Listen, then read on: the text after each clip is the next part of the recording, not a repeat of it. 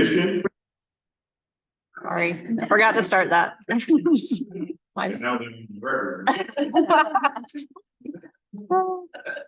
the mission is to strengthen and broaden support in an effort to increase options for individuals or families who are experiencing homelessness in Greenville County. Simple enough, right? The vision is that we believe in a Greenville County without homelessness, where there are safe, affordable homes for everyone. Also pretty simple, right? Most importantly, at least in my humble opinion, is our values, which are firstly equity, because everyone deserves fair access to safe and affordable housing. Integrity, because we do what we say and we treat all with respect as we build relationships in the community. Inclusiveness, because all voices matter and everyone is a part of the solution. Pragmatism, because we keep a perspective on our goals while striving for the best outcomes. Finally, probably the most difficult at times is courage, because we don't shy away from the difficult conversations. We can't afford to. There are lives, real lives at stake. And many of you have been part of some of those difficult conversations. So not to blabber on them, but please keep these things in mind as we hear updates from GHA and the COC, and stay connected with your ideas, your experiences, and your courage, and let's continue to work together to ensure that no one has to experience homelessness in Greenville.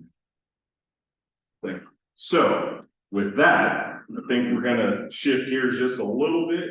I think there's some information. So what you will see on your tables are little post-it notes. Yeah, it's up. It's up. We have little post-it notes on there, and if you will look at your agenda, the front and on the back, you will see some things that we discussed for 2023, and some potential things to think about. And what we would like for you to do is answer the questions. What was your favorite topic covered in 2023 during the stakeholder meetings, and why?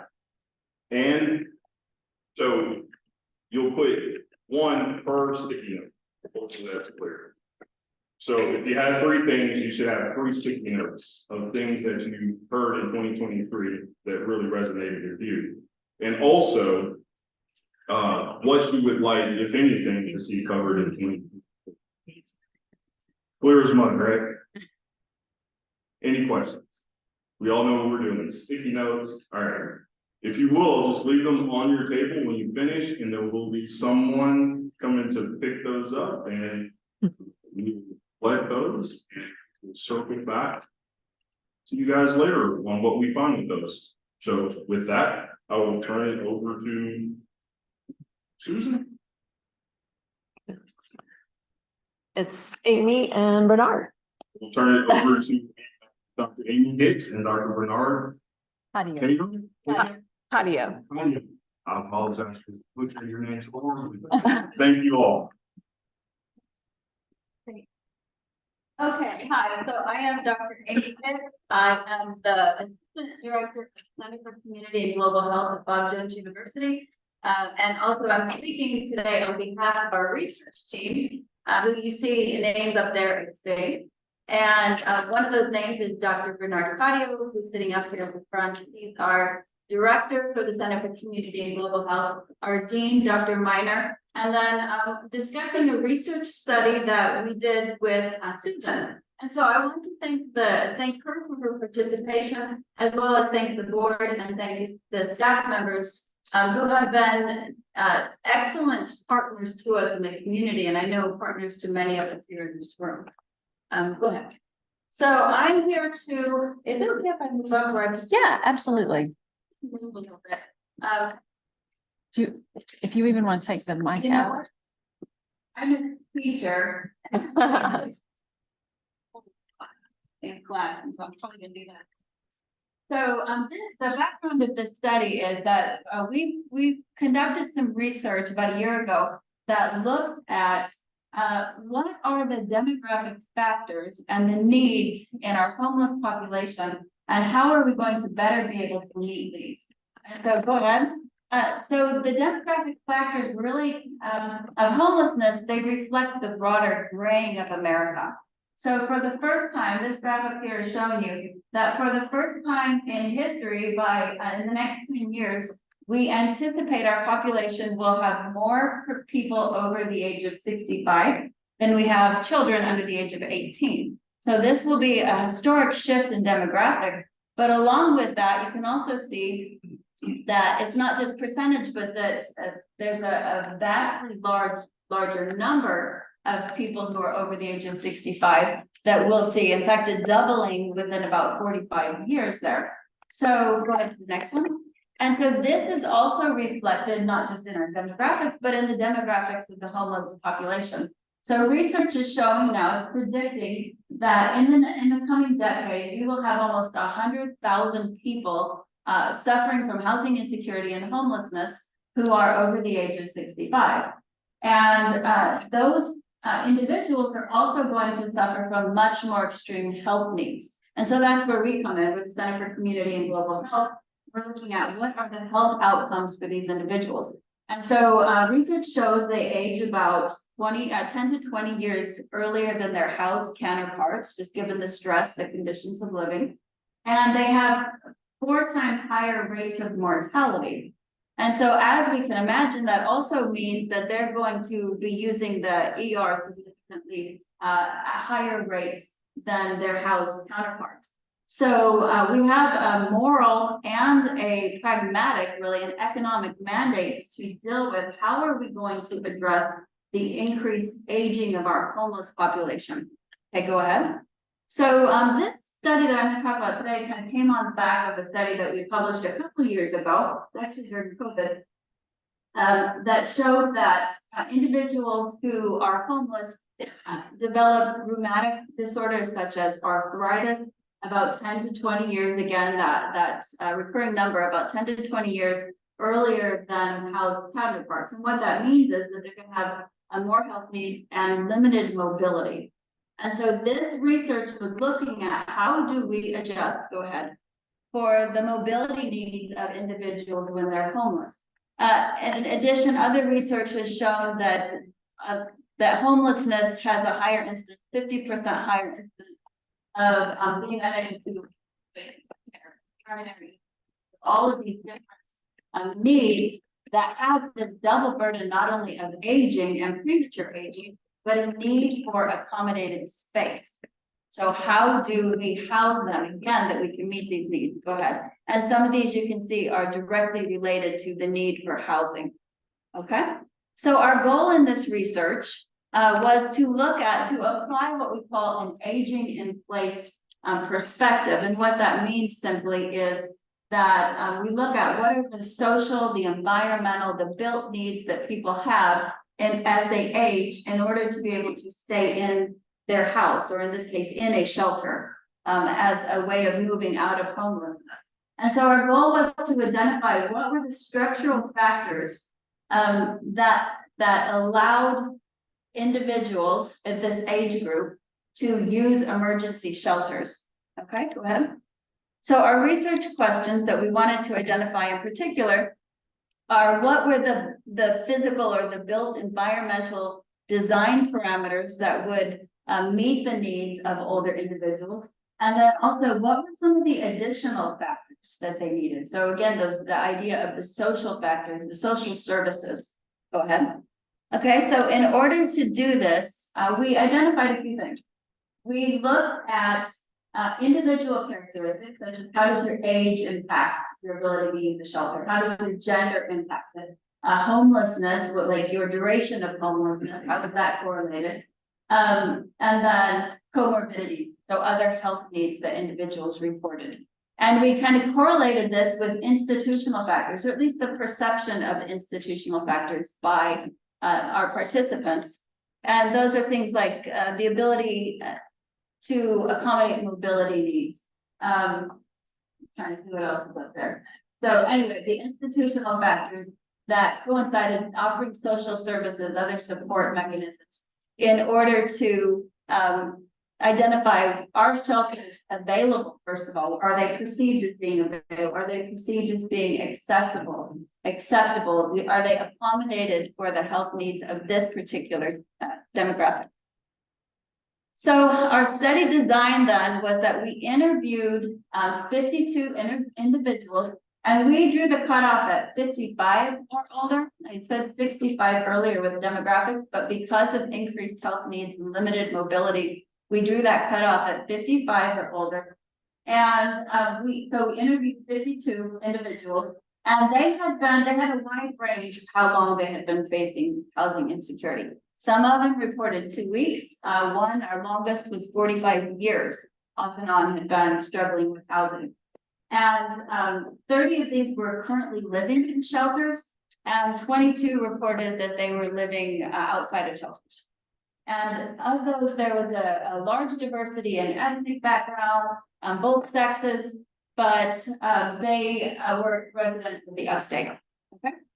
So our findings, I think, were very beneficial to understand what are some of these needs. So the findings, first of all, fell into barriers. What barriers do they have to using? And those were things like limited mobility. So handrails, stairs, things like that impeded their mobility. There were other lack of accommodations for physical needs. Some reported having cancer or heart disease, and they had a very difficult time using bunk beds, for instance. So a lack of accommodation for physical needs.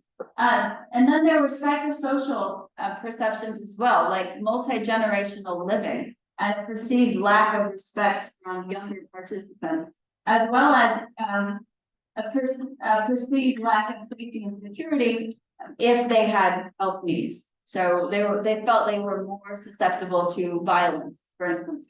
And then some reported a perception of intrusion at their rules and regulations at their age and life. But there were also a lot of facilitators that people identified. And so those were things like protection. They expressed a large amount of thanks for the feeling of protection that they had from living in a shelter. Perceived safety. So some people didn't like the rules, but other people said, no, in order for us to live well, we have to have safety for rules and regulations. And then relationship, and then particularly the provision of things like medical, social services, and transportation were vital. So I'm going to finish this up. So in conclusion, what this paper is recommending is that we look at emergency shelters are so important. They play this vital role in moving people off the streets and into stable and secure housing. Then we need to identify how can we accommodate these health needs? How can we start to rethink shelters for the needs of an aging demographic? Because it's going to be the wave of the future. It's where we're going. Okay, thank you. Did I make it my 10 minutes?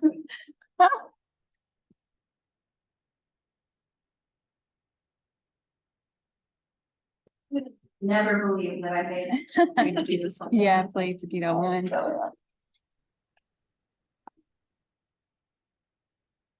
That's amazing. Thank you.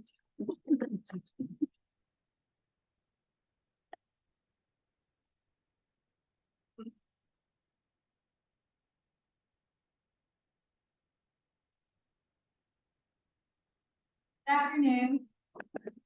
I know you think we're Charlie Angels, but really this is unsheltered breed trio. So my name is Claire Beachy. I'm an AmeriCorps at Habitat for Humanity here in Greenville County. And I've had the privilege of working on GHA and excited to share more about this project with you here today. So our brief on unsheltered homelessness was developed as part of GHA's community engagement strategy with the goal of spreading awareness about unsheltered homelessness and its effects on community. However, we recognize that while raising awareness is extremely important, it's not enough in and of itself. We hope this brief will be a source of motivation and an invitation for every reader to take action to address unsheltered. But before diving into the content of the brief, I first want to thank everyone who contributed to this project: Deb Richardson Moore, Coffee Club, Mary Kate Campbell, and Julia Mullen. We also want to thank everyone who participated in our July stakeholder meeting. So you may recall answering the questions, what do you want to know about unsheltered homelessness? And what do you want to know about unsheltered homelessness? We used your feedback and questions from that exercise to develop this brief and hope you'll see that reflected here. So first, in our brief, we answer the question, what is unsheltered homelessness? And describe the impact of unsheltered homelessness on our community here in Greenville. Then we discuss contributing factors, which Amy will cover here in a moment. And finally, we discuss strategies that are currently being employed to address unsheltered homelessness and invite the reader to consider how they can be part of the solution. Over the next few minutes, we're going to walk you through the highlights of the brief. But interspersed, we're going to have some true and false questions. So you have some more sticky notes on your tables, a pink and a blue one. So if you believe the answer to the question is true, you're going to hold up your pink sticky note for everyone to see. And if you believe it's false, then you're going to hold up your blue sticky note. And don't worry, you won't be shamed if you get the answer wrong. That's to be determined. Okay, so we'll go ahead and start with the first true or false question. Okay, true or false, everyone? There are 126 men, women, and children living unsheltered in Greenville. True. It's false. Okay. Seeing a lot of pink. Oh, some blue. All right, go to the next slide. So the answer is true and false. So we started off. 126 individuals were counted experiencing unsheltered homelessness. Local outreach professionals estimate that number is drastically underreported, so there are likely very many more. So what is unsheltered homelessness? Unsheltered homelessness refers to a situation in which an individual is sleeping in a car, under a bridge, or in another place not meant for human habitation.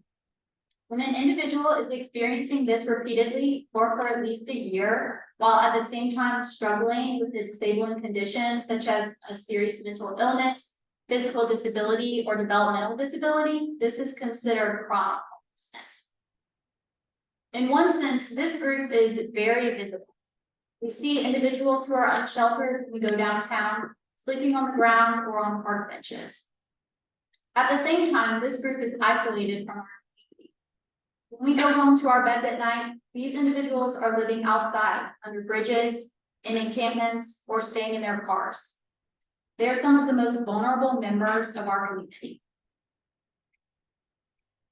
Next, we address what impact this has on our community. A community committed to the well-being of its residents protects the most basic right to life and supports fundamental rights such as adequate food, clothing, housing, living conditions, access to physical and mental health care, and protection from discrimination.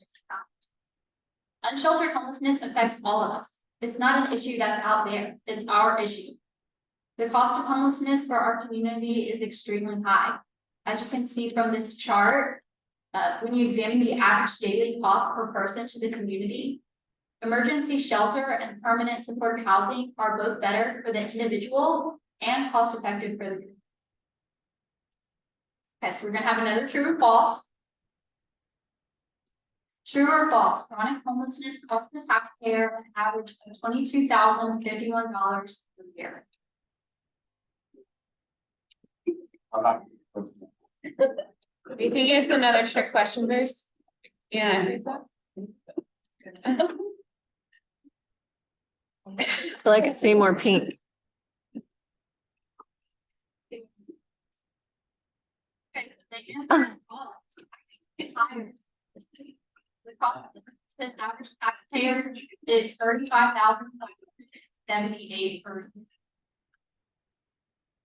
Now, let me contributing factors.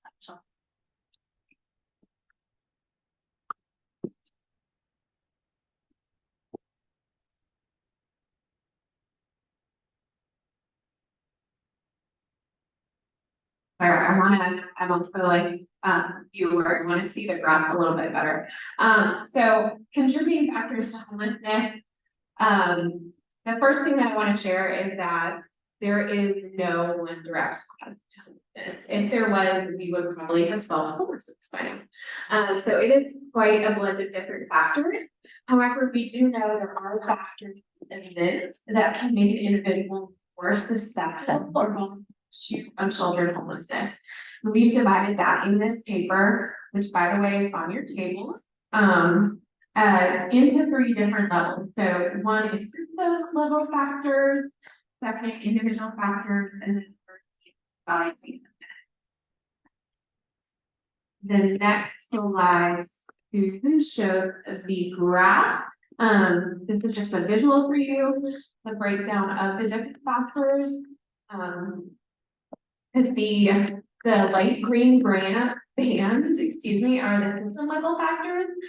These are macro factors that are out of an individual's control. So the economy, housing, the justice system, education, racial equity, and healthcare. And we want to point out, this is not an exhaustive list, but this is a representation. And also that each of these systems in and of themselves are not good or bad. They can either propel someone forward or they can hold someone back. And it's when conditions or barriers at that system level create disparities that the system can fail someone and contribute to their experience of homelessness. So racial inequity is an example of that, lack of affordable housing, or examples of system failures or places where the system has negatively impacted people. In that second section in the white are the individual factors. These are unique factors that are unique to the individuals, just like you and me. They vary from person to person. So these include like someone's family background, if they have a physical disability or mental disability, if they're a veteran. I won't name all of them because I know you guys can read it raw, but these are, it's not a comprehensive list. There are a lot that go into this, but they show they do increase someone's vulnerability and put people at risk for experiencing homelessness. And I will share that it is rare that I have found that one of these factors alone launch someone to homelessness. Is typically a blend of multiple factors at different levels on this chart that really the combination is what contributes to it. And then third, destabilizing events are also a huge portion of this. They're in the dark green right there. Those are unexpected events that disrupt someone's life. So job loss, a car breaking down, medical diagnosis, death in the family, divorce, switching pages, that without emergency savings or lack of a support system can destabilize someone. And so, and in my experience personally, as a frontline service provider, these were often the catalysts that were someone into and onto the path to homelessness. And none of us are immune to those. So just want to make that clear. Ready to do them. Okay. So we don't have a lot of time to speak in depth on each of these factors. But and I know y'all are a well-educated bunch, so that's helpful, but we do want to take time to briefly talk about one system level factor that has a profound impact on unsheltered homelessness right now, that I know many of you have heard multiple times, but it is the lack of affordable housing that we're experiencing right now. In 2006, Greenville County had 800 homes available at an affordable rent range of $200 to $650. Fast forward 10 years later, in 2016, there was a deficit of 2,500 homes. And that deficit has only grown over time because of lack of land availability and increasing costs of building and housing, along with the fact that incomes have not kept up pace with these increasing costs. And this highlights the disparity in the housing system at that system level, and especially negatively affects individuals living on a fixed income. Next slide, that kind of goes into our true or false question. So talking about fixed income, true or false, is the affordable rent rate for someone living on the average SSI fixed income is $452. Is that true or is that false? Okay, I'm seeing mixed reviews again. Go to the next slide. So that is actually false. It is much, much lower. I hope this catches your attention. The affordable rent rate for someone living on the average SSI fixed income is $4 a month. This is from 2023 from Social Security Office Administration. So these are very current numbers. That means the average just Social Security fixed income is $914 a month, about $11,000 a year. Yeah, I hope, did that catch your attention? Yeah, okay, I'm so glad. Let's put that in context.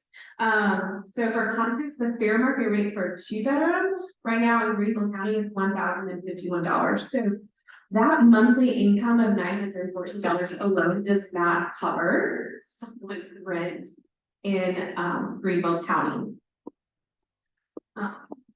One more quick thing to share, Heather. So just to sum up this point, I know this is something we all know, but I want to just speak to this really briefly. It's the lack of affordable, available housing is an example of the system failures that we talked about that keep people from exiting homelessness. And without available and affordable housing, there is no way to move forward in reducing the number of those living in shelter. In Greenville, Homeless Alliance is committed to finding ways to change that. So I'm going to pass off to Heather to talk more on those changes and how we can address these issues. I'm gonna move up here too, so I can see. All right, in the little bit of time we have left, I'm gonna just touch on a couple of things, and then I'm gonna encourage you to take the brief on the back of your agenda. There's a QR code that will take you to the online version of the brief so that you can dig into it more. But all that we've heard so far was a little bit sad, a little bit hard, a little bit overwhelming.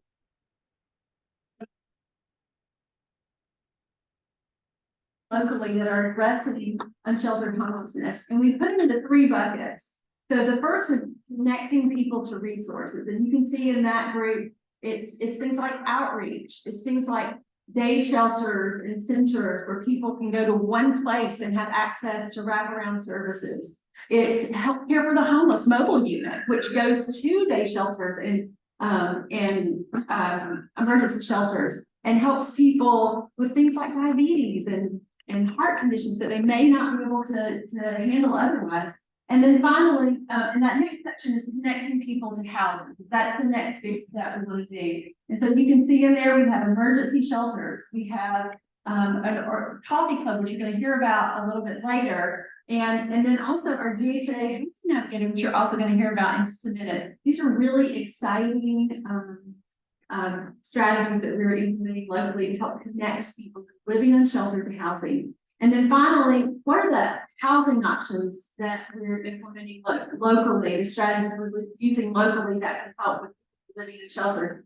The one that I really want to just focus on here is permanent supportive housing. And you guys know what that is, but basically the most important thing to remember is the housing is not the most important part. What's important is that there are permanently supportive services connected to whatever housing that is that we're using, whether it's Church Street Place or Weedy Place or the scattered sites that are around the community. All right, I'm going over time, so we'll just one more. Well, we won't even do the true or false. I'll just let you go ahead to the answer to that. We know for a fact that permanent supportive housing decreases the cost to communities. And so that's one thing we want to remember as we move forward and think about the future. Okay, next slide.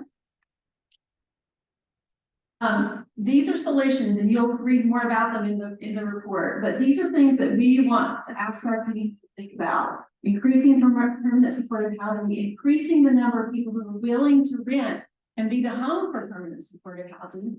Tiny homes as a permanent supportive housing option. Homeless court, we know, is making progress in our community. And finally, the Built for Zero model that has been successful all around the community, which is introducing a methodology that allows people to end chronic and veteran homelessness and hopefully support them. We believe homelessness is solvable, and the reason we do is all the faces on that mural, which is going up on Shrine University Center. Homelessness has been solved for every single one of those people. What we need to find a way to do is solve it in greater scale.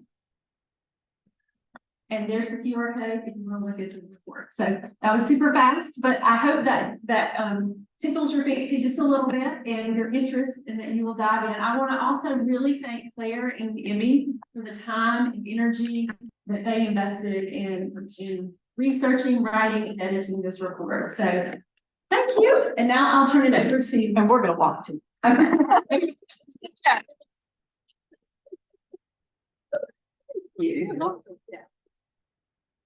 Yeah, we wanted to be walkers too. So good afternoon, everybody. My name is Abby Matney, and I'm the executive director of the Piedmont Foundation. And I feel like that shelter brief really teed up what we're going to talk about here with the creation of the Housing Navigator as a mission partnership between Piedmont Health Foundation and Greenville Homeless Alliance. So what I'd like to start with is just a little background about who we are as a foundation and kind of the evolution that we've gone through in our existence. So we began in the mid-'80s from the proceeds of a sale of a federally funded HMO to a for-profit HMO. And with those proceeds, we started the Piedmont Health Foundation. For the first 30 years of our existence, we operated like a traditional grant-making organization. We gave out about 300 grants over the course of those years and about $4 million back into the community. So in 2011, we began to recognize that our community's greatest health challenges were beginning outside of the traditional healthcare setting, and that those challenges were often needed to be addressed in new ways of thinking and working with human capital rather than just financial capital. And so we've now become an operating foundation. And in being an operating foundation, we have approached our work with different focus areas. So I'm going to talk about our first two focus areas because some of you may be familiar with what we've done before, and then talk about why we have chosen housing as health as our next focus area. So we updated our mission, and our mission is now to work to improve health in Greenville County by identifying critical issues, catalyzing community action, and supporting organizations' health-related programs. So in doing that for the first time with a focus area, we focused on childhood obesity. We helped, together with Furman, as the research partner, we funded the BMI study with the school district, and we convened partners in that space and developed what became the model school foods program with Greenville County Schools. We also gave the seed money and really began the coalition that is now known as Live Well Greenville. So from that, we worked in that area for roughly 6 years. And then from there, we took to social determinants of health again, and we're looking at things that were barriers within the community. And we found transportation as a huge gap. And one of the biggest gaps in the way we approached our mobility focus area was the fact that nobody was pulling it together under the transportation umbrella. So we started with some studies. We did a mobility study. We funded an operational analysis of GreenLink, our transit provider here in Greenville County. We helped them develop a new transit development plan, and we did a funding study to compare GreenLink to peer cities. So that has all led to increased investment from multiple partners, both private and public sources, to transit in our community. We still have a long way to go, but through that work, we've now seeded an organization called Greenville Connects that will carry on into the advocacy role that needs to happen next to continue moving the transit needle for more funding. So our board felt like this was a natural time to exit transportation and mobility. And we kind of talked about, okay, we've always started with a study. We've grounded our work in a study. But as we looked at other social determinants of health, we realized there wasn't another study that needed to be done because most of the social determinants of health had a plethora of research that we could use to ground things. So we took a different approach, and our board looked at the community health needs assessments from both hospitals to ground our work. And we made the decision that housing as health was going to be our new area of focus. We believe that housing is a critical social determinant of health, and we are going to work with GHA to provide access to safe, affordable, and stable housing as a step to promoting better health outcomes and reducing disparities.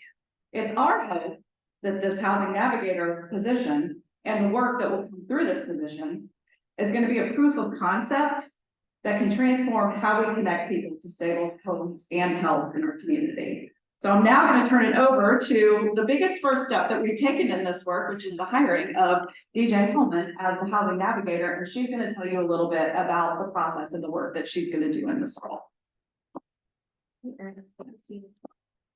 So my name is Deandra, I also provide DJ and housing navigator for Global Homeless Alliance. So I just want to let you guys know a little bit about my role and the work that I'll be doing. The housing navigator serves as a bridge between service providers and housing providers in the community.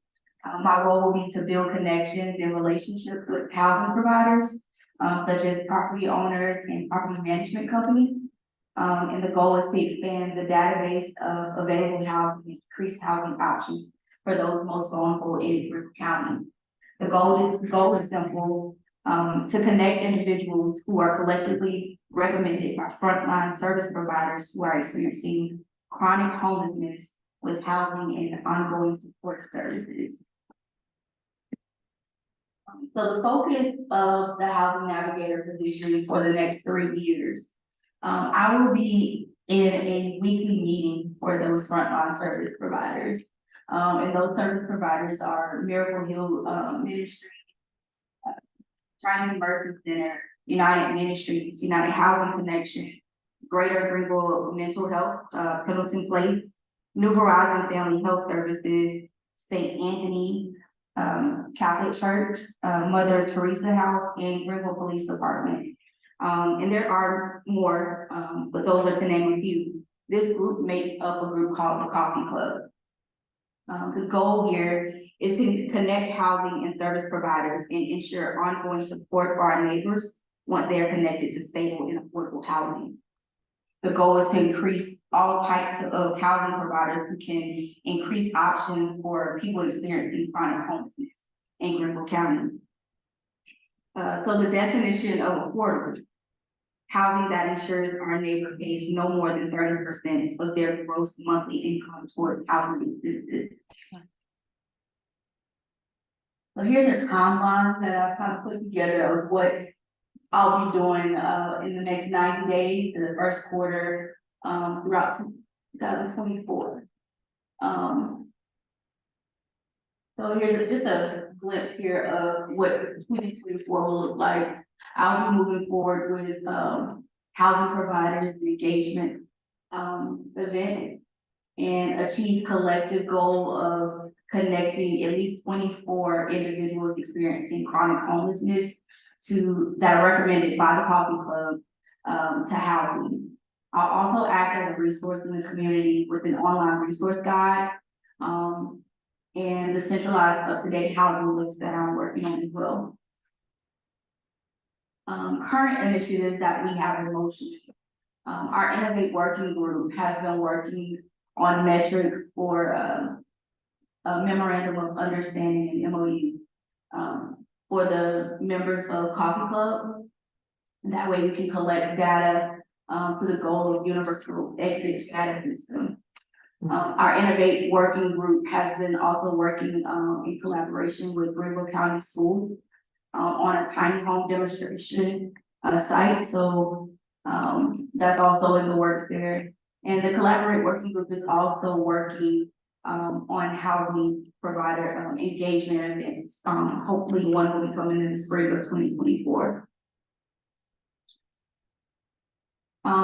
Here's my contact information. It's also Abby's contact information. I'll be around after the event if anybody has any questions, or feel free to reach out to me. Thank you.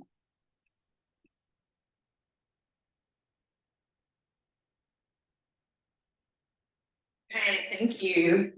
Excited to have Deandra on our team. We're going to spend just a few minutes reminding everyone of a signature piece that the Homeless Alliance has been working on this year, which is engaging the community around and using the mural that Heather showed the picture of, it's on the back of Triton Mercy Center, to help us have more people think about this and join us in the solutions. So just that's the definition there to remind us, and we want to really focus on building that army of support for the mission with this goal of making Greenville County a better place to live. And so a few ways we've been working on doing that is increasing our community awareness. Our Educate group has been helping with this alongside Collaborate, and understanding what homelessness really looks like. And we know that if we can increase our community understanding of who the Homeless Alliance is and what this role is, why we were created, then we can work together to find these solutions. And we want to increase the overall number of community members who engage with GHA. And one way we hope the mural will do that is 14,000 vehicles already per day travel in that one direction towards Triton. So we hope that's planting those seeds. We want to encourage everyone, if you're not already planning to attend our Ignite event on November 14th, there is a luncheon and sponsorships are available at First Baptist this year.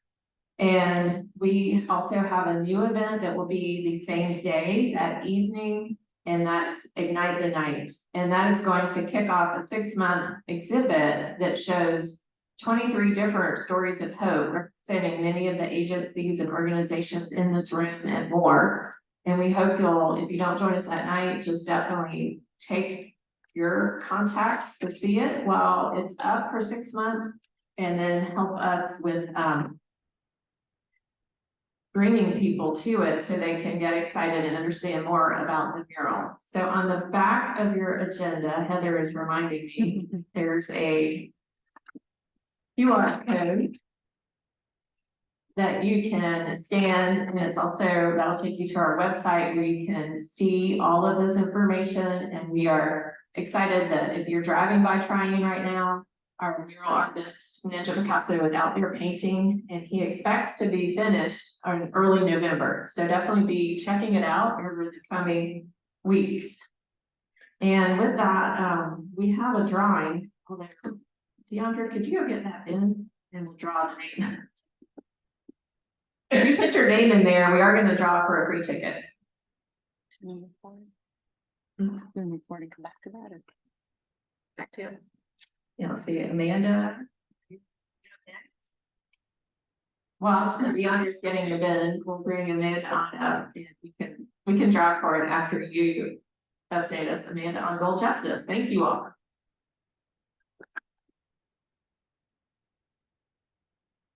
I'll let you do the drawing.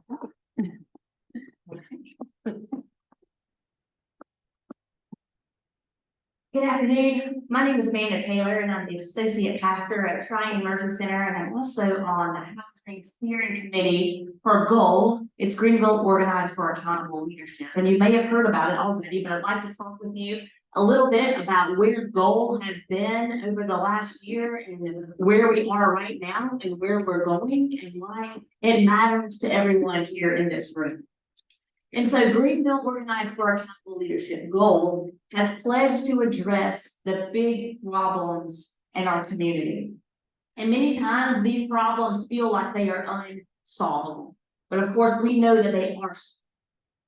And so although they're overwhelming our justice ministry, we've learned 2 things thus far. And that's that when we tell our stories, we realize that we are, and that when we join together, we can tackle these overwhelming community problems, and we can do the things that we once thought were.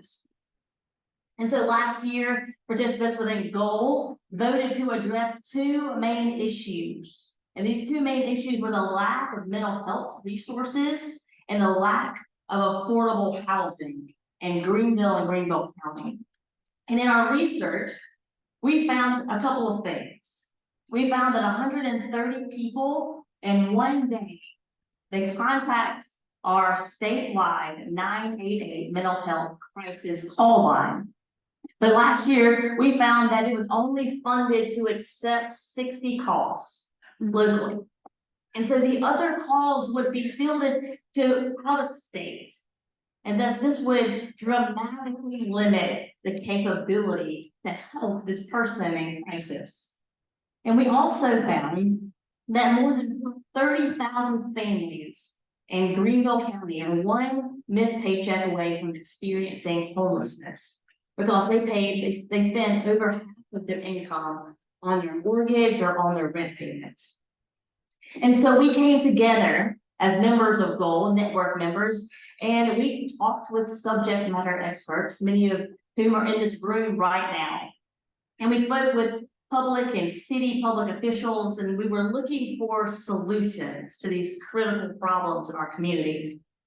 And all of the work that we did over several months came to accumulation at the 2023 Nehemiah Action. You may have heard of it, or maybe you were even there, where GOAL faith communities turned out 1,513 people who were in support of the solutions that we offer to our public officials.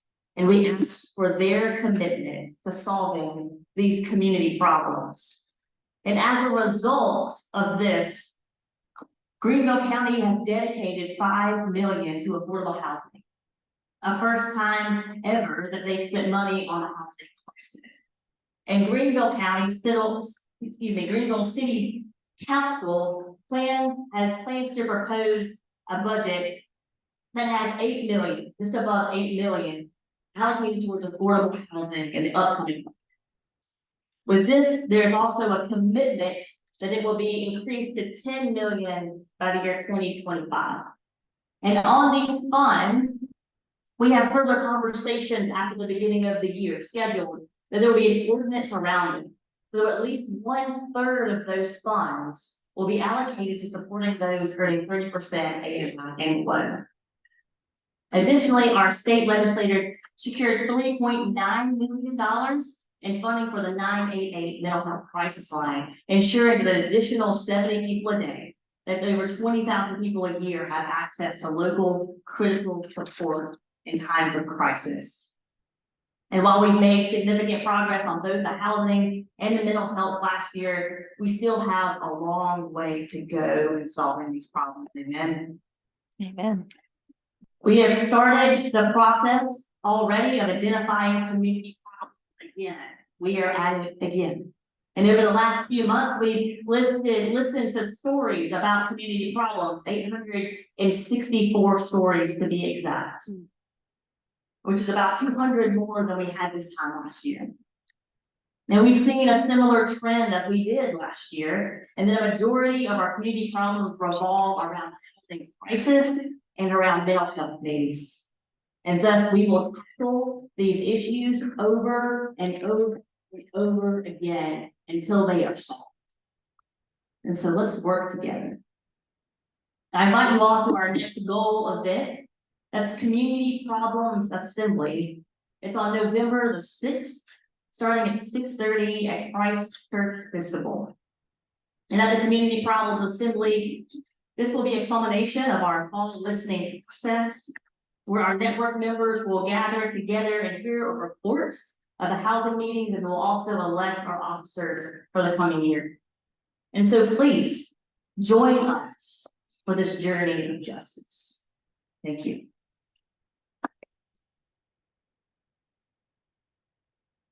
Okay, I'm not looking.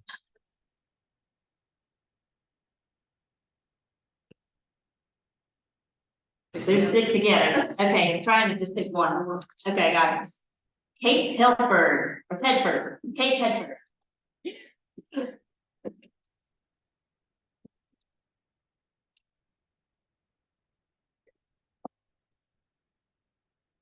Everybody, good afternoon. My name is Natalie Rivera, and I am the Director of Operations for the Upstate Continuum of Care.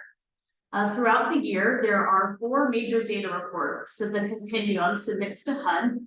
And one of the biggest reports that we submit is called the Point in Time Count. We also shorten that down to the PIC. And the PIC count is an annual effort to count how many people are experiencing literal homelessness at one point in time. It's the creative name within our Continuum's 13 county geography, ranging from Oconee to Union down to Greenwood. And the pit count happens every January. This upcoming year in 2024, it's going to be Wednesday, January 24th. That is our point in time date. So just in a short summary, the pit count is going to estimate how many people are experiencing literal homelessness in the continuum on Wednesday, January 24th. And we make that estimation by collecting data from two sources. First, we take data from the emergency shelters that use our COC's database called HMIS to track their clients. But second, the most important method of data collection is surveying. The continuum produces a pit count survey every year, and we ask for volunteers and community partners like you to utilize that survey to help us count people experiencing homelessness. The survey is really short. It only takes about 5 minutes, and it asks the participant for their basic demographic information like name, gender, race. It does also ask for date of birth, but that's just to make sure that we're not counting the same people twice. And all of the questions on the survey are totally optional. These surveys are traditionally conducted in public spaces that people experiencing homelessness utilize, like day centers, food pantries, and they're also used by street outreach teams to conduct surveys with people that are on the street or on encampments. So I'm here today to ask you for your participation in the 2024 pit count. If you are here representing an organization that has any direct contact at all with persons experiencing literal homelessness, meaning they are living on the street, in a shelter, or in a place not meant for habitation, then the COC needs your help in the pit count. And all you have to do to help is have that survey ready at your organization.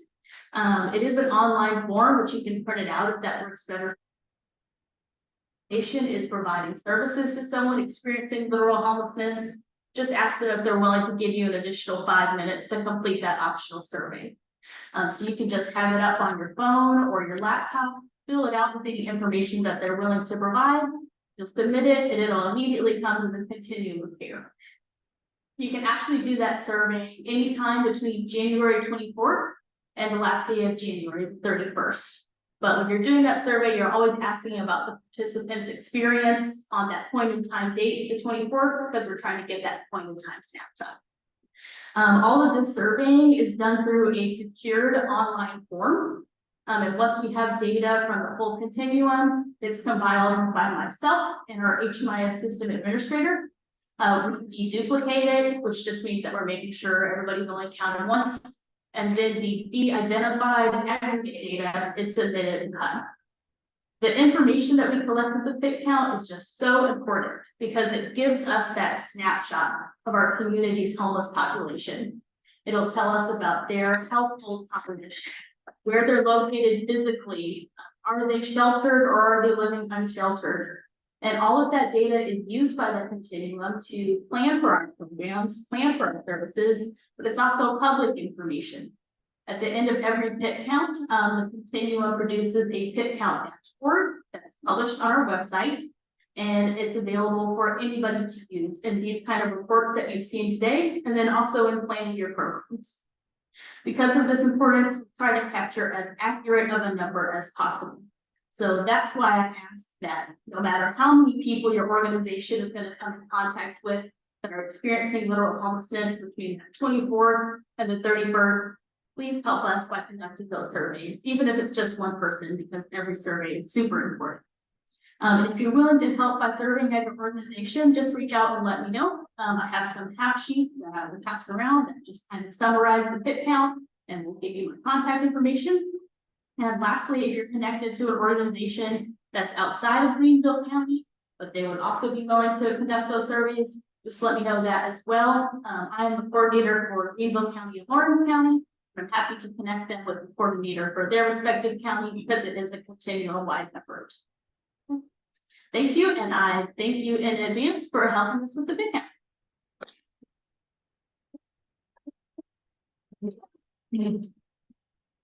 Great time. Yeah, right on it.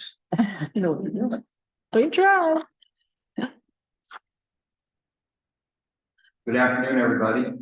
Good afternoon. Thanks for being here to our joint meetings between the Upstate Continuum Care and the Greenville chapter, as well as the Greenville Homeless Alliance.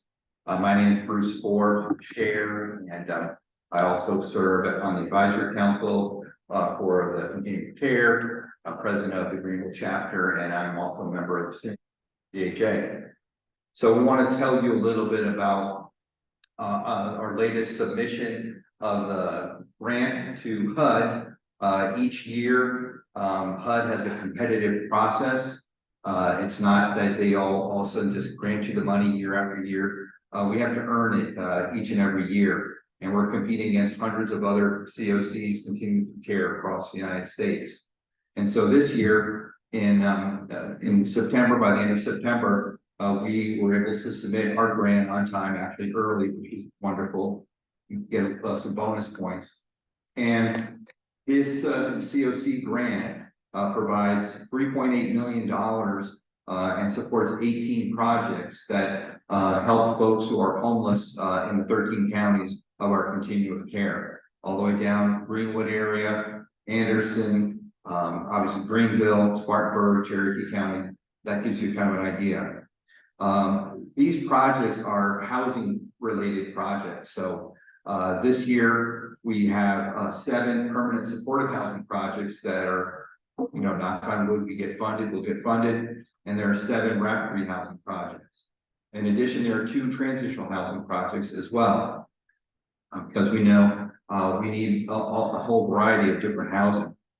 So who's the continuum of care? Well, you are all part of the continuum of care. Whether you officially signed up, whether you know the secret handshake or anything, you are part of the continuum of care. Okay, there's no secret. All right, we will be developing a secret handshake. It will be a secret.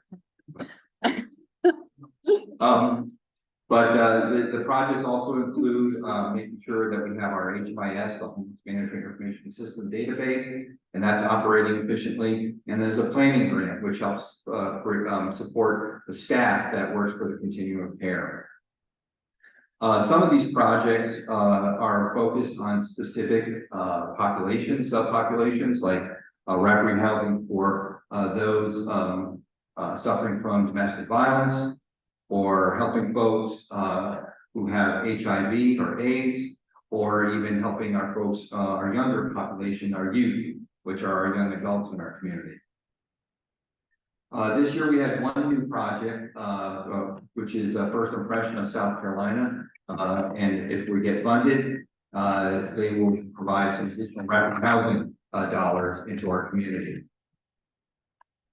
So the COC is a really great avenue to create more housing opportunities for the folks that we're talking about. The presentation of the unsheltered was excellent. Thank you guys. I really got a lot of value out of that. And we're going to work really hard together to create more permanent housing projects. But what that means is we need folks to step up who want to jump in there and say, yeah, I want to be responsible for a HUD grant. And they're difficult, okay? They're not simple, they're not easy, but you have myself and others who are more than happy to help work with you to ensure that you do the best job possible to get great outcomes. You saw from the earlier report that the population of homeless is only getting older, and that's going to really require a lot more PSH, permanent supportive housing projects. So I really encourage you to do that. Every year, at least recently, HUD has, for our continuum, a little over $500,000 of new money available for new projects. So think about that.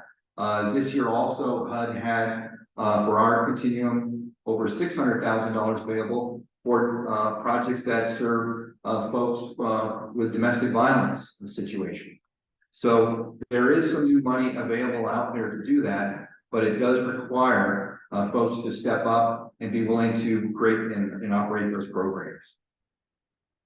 The other thing that HUD also wants us to do is basically solve all the world's problems. We're willing to give it a shot, but it's a lot.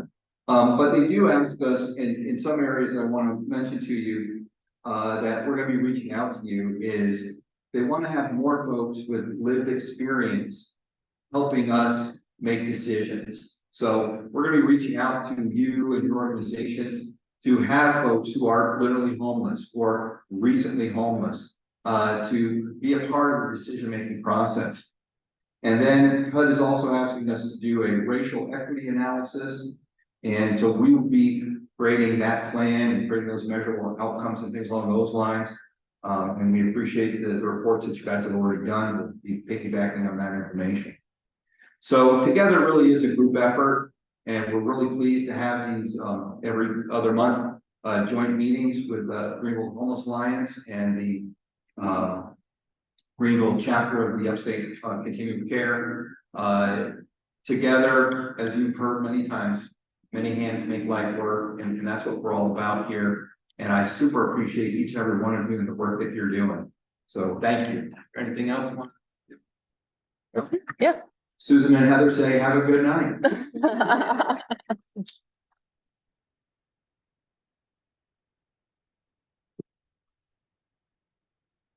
Guess we're done, right? I guess we. Go home.